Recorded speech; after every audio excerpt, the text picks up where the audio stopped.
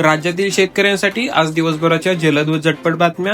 राज्यातील शेतकऱ्यांसाठी आज मंत्रिमंडळ बैठकीमध्ये अतिशय महत्त्वाचे निर्णय घेण्यात आले आहे. तर ही बातमी शेवटपर्यंत बघा, कुठेही स्किप करू नका. सगळे काही मराठा समाजालाच का? ओबीसी नेत्यांचा सवाल, मोर्चावर ठाम. 2 सप्टेंबरचा जी.आर रद्द करा, मुख्यमंत्र्यांकडे मागणी.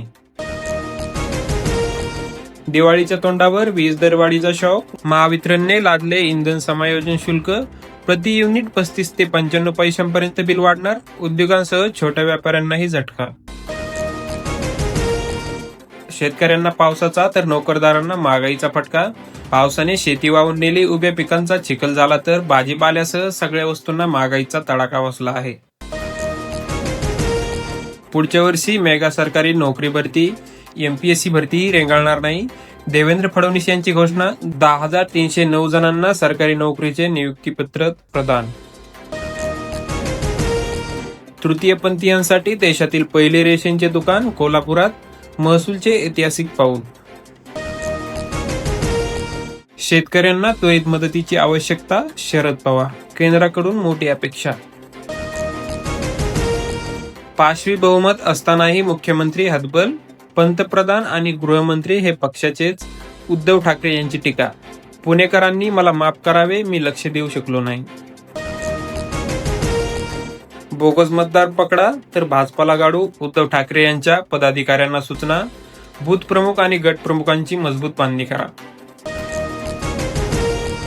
शक्ती चक्रीवादळामुळे पुन्हा मुसळधार पावसाचा इशारा देण्यात आला आहे. 6 आणि 7 ऑक्टोबर रोजी कोकण पट्ट्यात मध्यम स्वरूपाचा पाऊस. पंचकल्याण प्रतिष्ठान महोत्सव जैन कुंभमेळ्याचे कामे पूर्ण करा, मुख्यमंत्री फडणवीस. आयोजनासंदर्भातील आढावा बैठकीत सूचना. बिहार निवडणूक, भाजप जागा वाटप निश्चित करणार. एनडीएच्या सर्व उमेदवारांसाठी एकत्रित जाहीरनामा आणि संयुक्त प्रचार. युक्रेनमध्ये नैसर्गिक वायू प्रकल्पासह वीज केंद्रावर रशियाचे प्रचंड हल्ले. थंडीपूर्वी वीज पुरवठा पाणी पुरवठा बंद करण्याचा डाव. ओल्या दुष्काळाची मागणी, संतप्त शेतकरी झाडावर. 5 तास थरार, धाराशिवच्या जिल्हाधिकारी कार्यालयात आंदोलन. जिल्हाधिकाऱ्यांनी भेट देऊन शेतकऱ्यांशी केली चर्चा. निधीचा वापर का झाला नाही, 15 दिवसात अहवाल देण्याचे निर्देश. नंदुरबार जिल्हा नियोजन समितीच्या आढावा बैठकीत पालकमंत्र्यांच्या सूचना.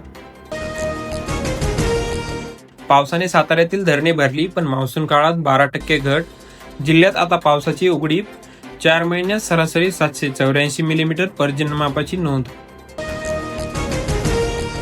खड्ड्यांमुळे अपघात झाल्यास अधिकाऱ्यांच्या पगारातून दंड वसुली. मृत जखमींच्या नातेवाईकांना भरपाई देणारे धोरण तयार करा, हायकोर्ट. भूमिहीन शेतमजूर अल्पभूधारकांना म्हैस खरेदीसाठी विनातारण कर्ज.